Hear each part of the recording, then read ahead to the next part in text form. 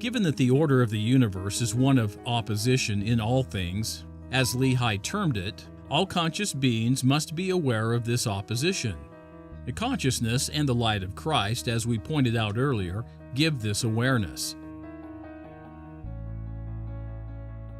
Given that this opposition constitutes the underlying moral structure of the universe, all conscious beings must be able to discern between the opposites.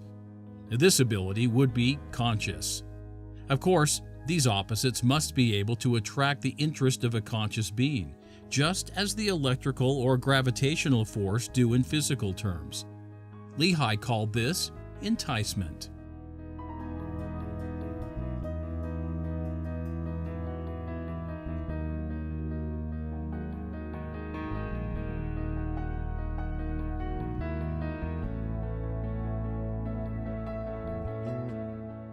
This is the whole point of the morality play of the two trees in the Garden of Eden, as Lehi expressly pointed out. The LDS endowment also makes this point.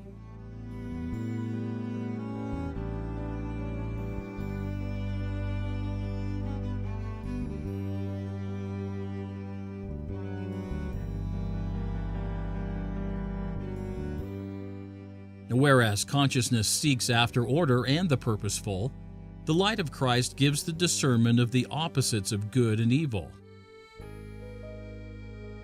In summary, consciousness and the light of Christ give all intelligent beings the ability to discern between the moral opposites which form the basis of the universe. They are the conscience of man. With opposition in all things as the basis of the universe, and with consciousness and the light of Christ providing all conscious life the ability to discern that opposition, the principle of action and agency come into play. Knowledge and discernment are not simply passive attributes. Both lead to choice and action. All things, as Lehi explained, become both things that act and that are acted upon.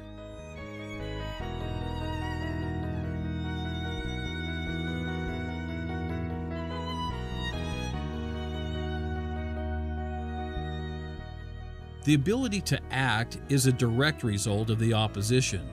There must be a choice between one or the other.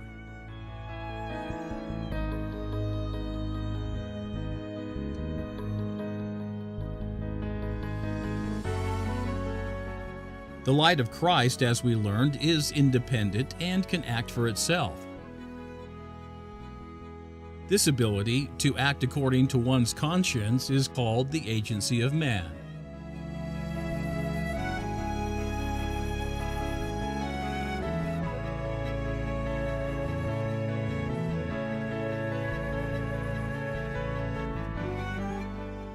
All conscious beings also have the power to act and make choices. Dean Radin points out that mind, by which he means consciousness, can focus its attention to bring about order. This is the very nature of choice and acting upon that choice. Both consciousness and the light of Christ give intelligent beings the ability to act within the moral structure of the universe. This ability is called agency.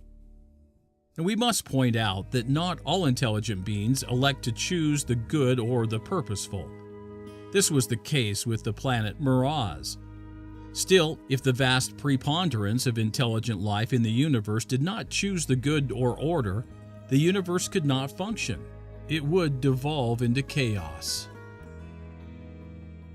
Now, we have previously discussed the age-old question of mind-body dualism, where there is a distinction in nature between mind or consciousness and matter. The first is non-physical, and the second is physical. We stated previously that the gospel of Jesus Christ is monistic, where there is no distinction between mind and body.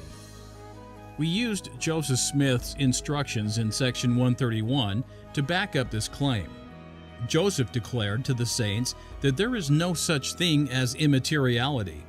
Everything is composed of matter.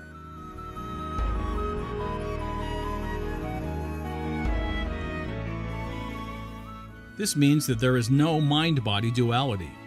For the mind, or as we call it here, consciousness, is made up of matter, just as the body is.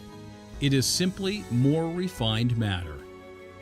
And while the scientific debate continues, some scientists are finding that there is no mind-body duality. Dean Radin suggests that there is no dualism at all.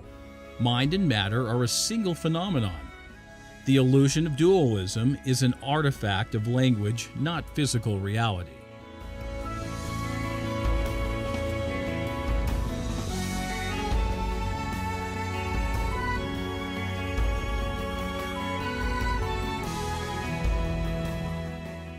What Radin is saying is that mind or consciousness is, by nature, composed of matter.